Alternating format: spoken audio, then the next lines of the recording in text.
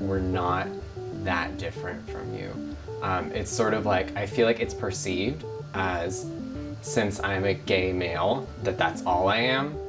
But the way I feel is that there's so much more to me than that, and there's so much that even people who don't think we could get along, that we can still connect on.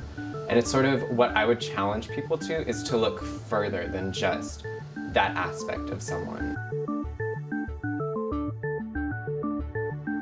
I feel like a lot of the problems that we're going to have in the future are the same ones we're having in the present, of like really that struggle for understanding.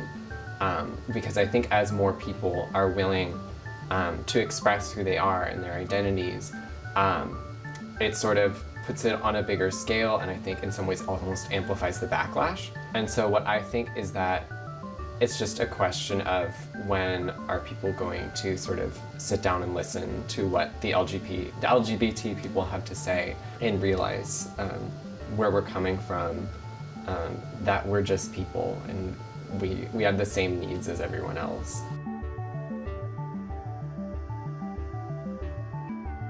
Once you realize this part of your identity, you sort of by default end up in this weird like outcast role to society. And in that way, at first it can be like very scary, but over time for me it's become something that's very liberating, because knowing that there is this aspect of me, my sexuality, that doesn't sort of fit in with what the majority of people are, has allowed me to say, well, there are other things about me that aren't the typical case. And it taught me to, even with those, like not hiding it, learning to embrace it, learning to love that about myself.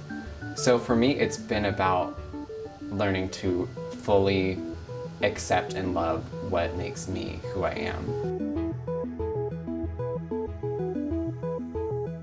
There are so many people out there who are gonna love you, and it might not feel that way at first, but just because you don't know them now doesn't mean they don't exist.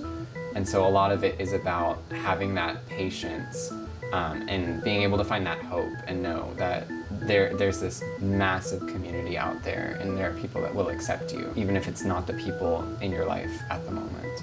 And there's also hope with those people as well. Like, you never know when someone's going to really start to have a change of heart and start to be more understanding and empathetic and compassionate. It all comes down to patience and hope.